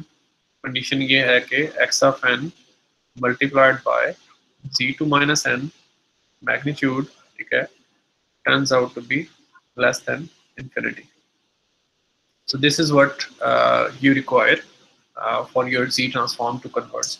तो कन्वर्जेंस की डिस्कशन इसलिए आ रही है कि एक तो ये कि हर सीक्वेंस के लिए जी ट्रांसफॉर्म एग्जिस्ट नहीं करती, और दूसरी चीज़ ये है कि कुछ सीक्वेंसेस के लिए जी ट्रांसफॉर्म एग्जिस्ट करेगी but not for all the values of n, ठीक है। तो अब फिर आपको स्पेसिफाई करना पड़ेगा कि कहाँ कहाँ पे आपकी जी ट्रांसफॉर्म का जो एक्सप्रेशन है वो वैलिड है, यानी कि इवेंचुअली क्या होना है, सादा लफ्ज़ों में अगर हम बात करें तो जी ट्रांसफॉर्म की इक्वेशन जब आप यूटिलाइज करेंगे तो you will and up getting an expression, ठीक है। आपके पास एक्स ऑफ जी का एक फॉर्मूला सा आपके पास आ जाएगा, ठीक है।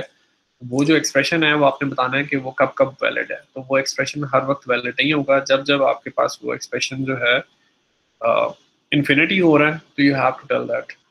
तो अब अगर इसको समराइज करें बातों को, तो उसके बाद फिर आपके पास फिर एक नया कॉन्सेप्ट आता है जिसको हम कहते हैं कि रीजन ऑफ कन्वर्जेंस। वैसे तो आई एज्यूम कि आप लोग जी ट्रांसफॉर्म को भी इनफॉर्मली कहीं ना कहीं देख चुके हुए हैं कंट्रोल्स की क्लास में कहीं और। नेवरदलेस यानी कि हम इसको रिपीट करने जा रहे हैं क्योंकि जी ट्रांसफॉर्म का काफ़ी एक्सटेंसिव यूज़ है इस क्लास में, जिसकी वजह से हम इसको इंडिविजुअलिटी में हम डिस्कस कर रहे हैं। तो हर जी ट्रांसफॉर्म जो है उसके साथ रीजन ऑफ कन्वर्जेंस जो है वो कपल्ड है, जिसको हम सादा अल्फाज में या एक्रोनिम इसको हम लिखते हैं ROC। तो यू हैव टू स्पेसिफाई कि जो भी जी ट्रांसफॉर्म का एक्सप्रेशन आपने कंप्यूट किया है तो वो if there is any specific condition to that, ठीक है. So maybe we can best explain it by means of an example, ठीक है. So let's start to compute the z transform for some simple signals. तो हमारे पास एक simple signal है x of n alpha raised to power n u of n. तो इसको इस तरह के जो सिग्नल्स हैं इनको भी हम एक्सपोनेंशियल सिग्नल्स कहते हैं, यानी कि something raise to power something, ठीक है. और बाकी दूसरी चीज़ तो आपको पता है कि it is unit step function, ठीक है. और अगर आप इस सिग्नल को प्लॉट करेंगे तो आपको क्या पता चलेगा कि एक्स ऑफ एन जो है वो 0 है for all n less than 0. ये ऐसा एक्स ऑफ एन है जो नेगेटिव इंडिसेस के लिए एग्जिस्ट नहीं करता है. अब यहाँ पे आकर हम इसको एक नाम दे देंगे, हम कहेंगे कि ये जो मेरे पास सिग्नल है या सीक्वेंस है, it is a right sided signal और अ राइट साइडेड सीक्वेंस. ये लेफ्ट साइड पे एग्जिस्ट नहीं करता है, सिर्फ राइट साइड पे एग्जिस्ट करता है. तो ये नॉमेनक्लेचर एक नया बन रहा है, तो इसका आप कह लें कि एक पर्पस है, तो जिसकी वजह से मे बी इट्स इम्पॉर्टेंट कि आप लोग इसको थोड़ा सा यानी कि मेमोराइज कर सकते हैं कि वो सीक्वेंसेस जो एन की पॉजिटिव वैल्यूज के लिए एग्जिस्ट करते हैं वो राइट साइडेड होते हैं, और वो सीक्वेंसेस जो एन की नेगेटिव वैल्यूज के लिए एग्जिस्ट करते हैं तो वो लेफ्ट साइडेड होते हैं. तो अभी हम राइट साइडेड सीक्वेंस है, हम इसकी जी ट्रांसफॉर्म हम कंप्यूट करना चाह रहे हैं. तो let's plug in the formula कि एक्स ऑफ जी के लिए आपको इनफिनिट सम आपने कंप्यूट करना है. एक्स ऑफ एन क्या है उसकी वैल्यू प्लग इन करें, alpha raise power n u of n, और फिर z2 minus n, n goes from minus infinity to infinity. और फिर अब इसमें कुछ सिंप्लीफिकेशंस आप लोग कर लेंगे, बल्कि u ऑफ n की वजह से जो लोअर लिमिट है वो ऑल ऑफ अ सडन 0 से स्टार्ट होगी, क्योंकि नेगेटिव वैल्यूज के लिए एग्जिस्ट नहीं कर रहा है. तो u of n is gone, तो alpha n z2 minus n रह गया आपके पास. और इसको भी आप थोड़ा फर्दर सिंप्लीफाई कर सकते हैं, आप कह सकते हैं कि alpha z inverse the whole thing raise to power n, ठीक है. आपने चीज़ों का माइंड कर दिया है, इसके अलावा और कुछ आप लोगों ने नहीं किया है. तो इनके नेक्स्ट व्हाइट बोर्ड दोबारा से वो एक्सप्रेशन लिखते हैं कि x of z equals this summation, बल्कि समेशन 0 से स्टार्ट हो रही है और इट गोज टिल इन्फिनिटी. और इसमें क्या है आपके पास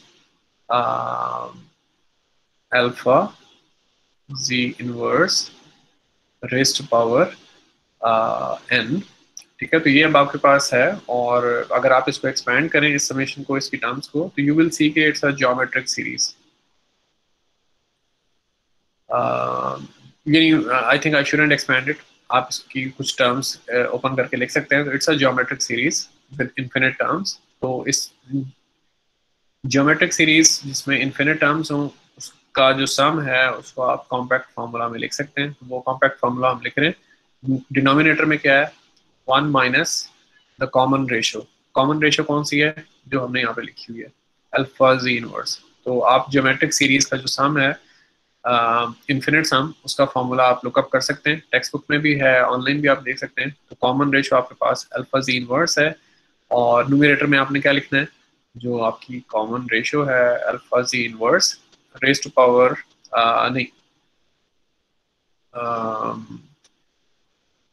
raise to power the first term. Infinite sum है तो इसलिए फर्स्ट टर्म, पहली जो टर्म है that is raise to power 0, ठीक है. तो इवेंचुअली आपके पास ये चीज आ जाती है, something raise to power 0 is 1 over 1 minus alpha ji inverse. तो अब आपने यानी कि for your particular x of n आपने एक्स ऑफ जी कंप्यूट कर लिया है, ठीक है. जी ट्रांसफॉर्म आपने कंप्यूट कर लिया है, and z transform turns out to be this expression. लेकिन अब आपने ये देखना है कि ये जो एक्सप्रेशन है, does that expression hold unconditionally. Unconditionally hold करता है कि नहीं करता है, तो टर्न्स आउट के नहीं करता है. There are some certain condition, तब ये एक्सप्रेशन होल्ड करता है. और वो कंडीशन क्या है, दोबारा से अपनी ओरिजिनल समेशन पे वापस आए, और यहाँ पे आपको पता चलेगा कि कन्वर्जेंस के लिए क्या कंडीशन है, कि जो समेशन के अंदर जो कुछ भी था, यानी alpha ji inverse that was the thing, ठीक है. इसका जो मॉड्यूलस है it should be less than 1, ठीक है. तो जब ये कंडीशन फुलफिल होगी तो आपके पास ये जो फॉर्मूला है it will be valid. Eventually जब आप उसको रीट्रांसलेट करते हैं तो आपके पास जो कंडीशन आती है तो वो ये आती है कि z magnitude should be greater than the magnitude of alpha. तो ये जो है आपके पास ROC है coupled with this particular Z transform. तो हमारे पास टाइम अप हो गया, तो जिसकी वजह से अभी ये जो भी यहाँ पे स्टेप्स जो रह गए, ये जो डिटेल्स रह गई हैं, तो ये हम नेक्स्ट लेक्चर में, इनकी कल ही हम डिटेल से हम डिस्कस कर लेंगे। तो I think I should and here. आप लोग अपनी अटेंडेंस मार्क कर लें ऑन गूगल क्लासरूम, और इन्हीं अभी Z ट्रांसफॉर्म से रिलेटेड क्वेश्चंस हम लोग कल दोबारा भी पिक कर सकते हैं, लेकिन if for whatever reason आप लोगों को लग रहा है कि कोई क्वेश्चन है Z ट्रांसफॉर्म से मुतालिक या होमवर्क से मुतालिक, तो आप लोग पूछ सकते हैं। तो मैं यहाँ पे 1 मिनट के लिए ब्रेक ले रहा हूँ, and if there are no questions तो फिर हम लोग ये जो आज का सेशन है उसको एंड करेंगे। सर, जिस तरह हम कहते हैं कि सिग्नल्स टाइम डोमेन में होते हैं और फिर वो फोरियर ट्रांसफॉर्म लेके